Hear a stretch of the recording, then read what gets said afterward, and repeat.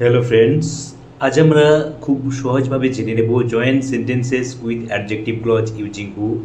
হু ব্যবহার করে কিভাবে অ্যাডজেক্টিভ ক্লজ আমরা গঠন করব এবং অ্যাডজেক্টিভ ক্লজ দিয়ে কীভাবে দুটি সেন্টেন্স জয়েন করব দেখে নাও।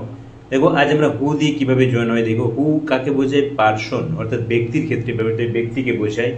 এখানে এক্সাম্পল দেখো, the students are playing outside, ছাত্ররা বাইরে খেলছে।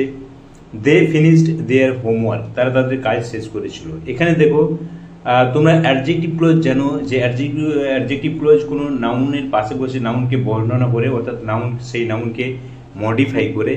এখানে দেখো, the students are playing outside, they finished their homework. এখানে দে বলতে কাকে বোঝাচ্ছে? দ্য স্টুডেন্টসকে।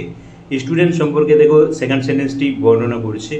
আমরা ক্লজটি কোথায় তৈরি করব? তাহলে যেহেতু স্টুডেন্টকে বর্ণনা করছে সেকেন্ড সেন্টেন্সটি, স্টুডেন্টের পরে ক্লজটি তৈরি করব। দ্য স্টুডেন্টস, হু দিয়ে ক্লজটি আরম্ভ করব। হু সেকেন্ড সেন্টেন্স বসাবো, finished their homework R playing outside. তারপরে আমরা বাকি অংশটা লিখবো, আর প্লেইং আউটসাইড। এখানে হু ফিনিশড দেয়ার হোমওয়ার্ক, এটি হচ্ছে অ্যাডজেক্টিভ ক্লজ। দেখো, এটি স্টুডেন্টস অর্থাৎ নাউনকে বর্ণনা করছে।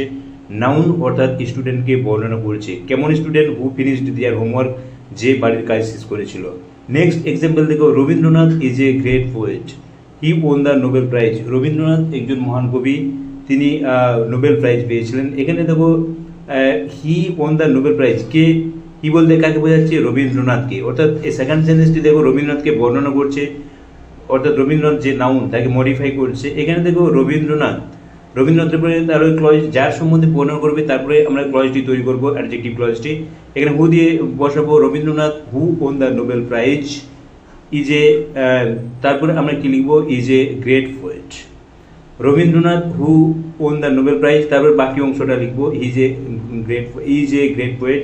হি তখন উঠে যাবে, কারণ রবীন্দ্রনাথ এখানে যেহেতু হু বসেছে, হি বসানোর দরকার নেই। এখানে দেখো, who won the Nobel prize, এটি অ্যাডজেক্টিভ ক্লজ, কাকে বর্ণনা করছে? রবীন্দ্রনাথকে বর্ণনা করছে। তাহলে তোমরা বুঝতে পারলে কিভাবে আমরা জয়েন করব, অর্থাৎ যার সম্বন্ধে বর্ণনা করা হচ্ছে তারপরেই ক্লজটি বসাতে হবে।